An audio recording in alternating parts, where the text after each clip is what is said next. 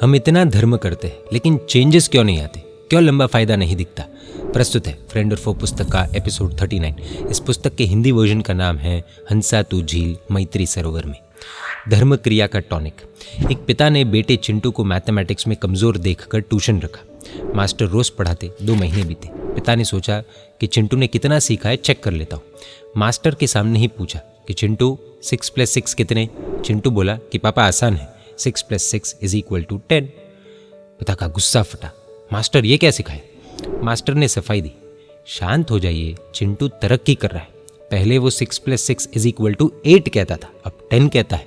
2 महीने और दीजिए, 12 भी कहेगा। पिता ने मास्टर को निकाल दिया। पढ़ाई का मतलब अज्ञान मिटाना और ज्ञान बढ़ाना है। अगर ऐसा न हो तो पढ़ाई बेकार। ये सिर्फ पढ़ाई की बात नहीं, हर क्षेत्र में यही है। लोग मेहनत नहीं, नतीजा देखते हैं, रिजल्ट्स। मरीज गोलियों की गिनती नहीं गिनता है, बल्कि ये देखता है कि बीमारी कितनी गई, सेहत कितनी बढ़ी। ढेर सारी गोलियां बेकार हो, अगर फायदा न हो तो मरीज सोचता है आखिर माजरा क्या है। एक नग्न सत्य, हर क्षेत्र में इंसान होशियारी से नफा नुकसान देखता है, लेकिन धर्म में आंख मूंद लेता है। दान, तपस्या, मंत्र जाप, अनुष्ठान की गिनती देखकर वो खुश हो जाता है, ढोल पीटकर अपनी छोटी मोटी उपलब्धियां गिनाता है, पर ये नहीं सोचता है कि इनसे पाप कितना मिटा, पुण्य कितना बढ़ा, राग द्वेष कितने कम हुए। हर धार्मिक क्रिया की कीमत लाखों करोड़ों में है, फिर भी कई लोग थोड़े में संतुष्ट हो जाते हैं। पूज्यश्री कहते हैं कि ऐसे धार्मिक व्यक्ति पर शक होता है कि क्या वो सचमुच व्यापारी बुद्धि वाला है। व्यापारी बुद्धि वो है जो कहीं नुकसान दिखे वहाँ भी मुनाफा कमा ले, जैसे बबूल के कांटों को नेचुरल पिन कहकर अमेरिका में बेच दिया और लाखों कमा दिया। लेकिन धर्म के क्षेत्र में ट्रांजैक्शंस तो बहुत किए, टर्नओवर बहुत, लेकिन प्रॉफिट कितना, वो एक बहुत बड़ा प्रश्न है। वणिक बुद्धि। एक पवित्र पर्वत पर मंदिर था, 100 सीढ़ियाँ चढ़नी थी। तलेटी में यानी कि सबसे नीचे पेड़ी थी जहाँ से भक्त नोटों के बंडल ले सकते थे। नियम ये था कि हर सीढ़ी पर जितने बंडल पास में हो उतने नोट रखने। फॉर एग्जाम्पल, पेड़ी से 2 बंडल लिए, तो अभी अगर 2 बंडल पास में हो तो हर सीढ़ी पर 2 नोट रखने। तो 100 सीढ़ियाँ है और हर सीढ़ी पर अगर उतने नोट रखने में आए तो बंडल खत्म होना है। तो एक व्यापारी, एक डॉक्टर और एक इंजीनियर गए। तीनों ने 1-1 रुपए के 2-2 बंडल लिए, 1-1 रुपए के 2-2 बंडल। ऊपर पहुंचे तो डॉक्टर और इंजीनियर के पैसे खत्म हो गए थे, व्यापारी के पास 50 रुपए भी बचे थे। दोनों दोस्त हैरान, कैसे? व्यापारी मुस्कुराया। नियम कहता है पास के बंडलों के हिसाब से रुपए रखो, लिए हुए बंडलों के हिसाब से नहीं। तो मैंने पहले एक बंडल से ही 2-2 नोट रखने का काम किया, वो बंडल खत्म हो गया, यानी कि 50 स्टेप्स पर 2-2 नोट रखे तो एक बंडल खत्म हो गया। फिर मेरे पास एक ही बंडल रहा, तो उस हिसाब से बाकी के 50 स्टेप्स पर मुझे हर सीढ़ी पर 1 नोट ही रखना था, तो 50 रुपए बच गए।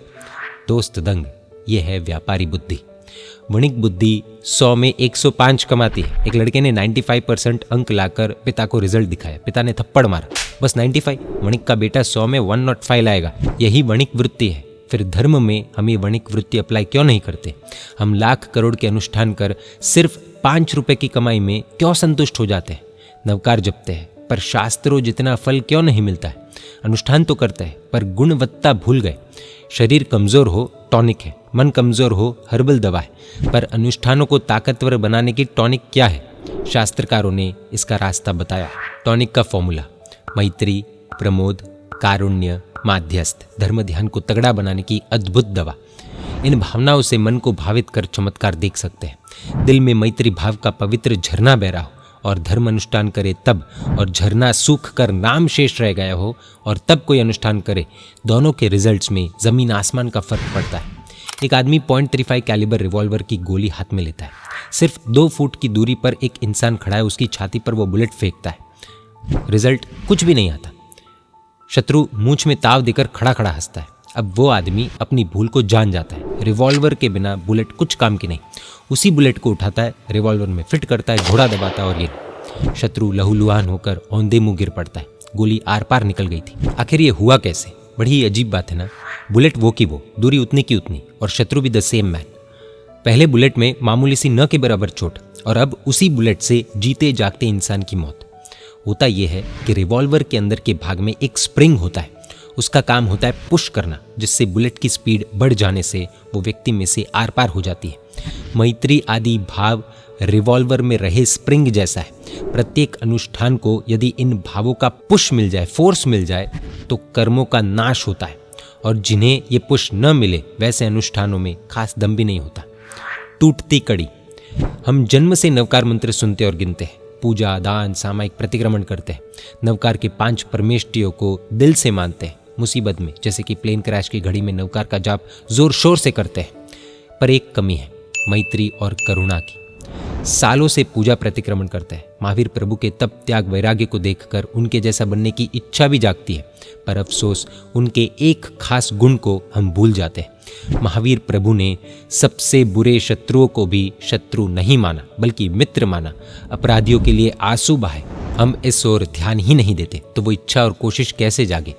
पर्युषण संवत्सरी आती जाती है, दान दे देते हैं, पर दिल में वैर की गांठ नहीं खुलते।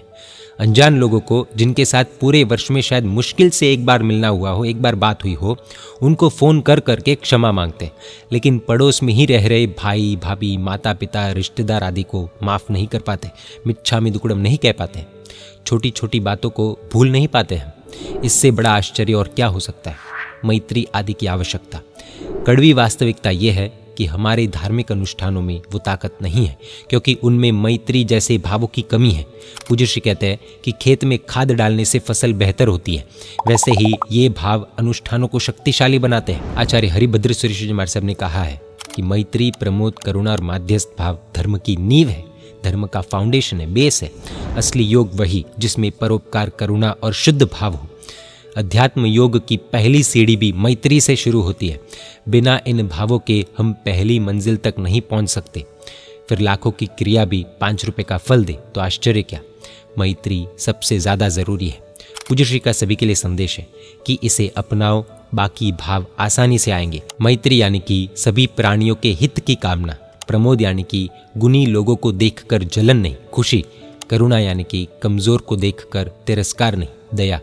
माध्यस्थ यानी कि जो जीव अज्ञान में डूबे रहे उनके प्रति गुस्सा नहीं, उपेक्षा। इन भावों को हम यदि अपनाएंगे तो अनुष्ठान ताकतवर बनेंगे और धर्म का असली फल भी हमें मिलेगा। मैत्री क्यों ज़रूरी है जानेंगे अगले और फ्रेंड और फो सीरीज़ के अंतिम एपिसोड में। यह पुस्तक फ्रेंड और फो हिंदी, गुजराती और इंग्लिश तीनों भाषा में हृदयोद्गार.com वेबसाइट पर अवेलेबल है। जय जिनशासन, जय महावीर।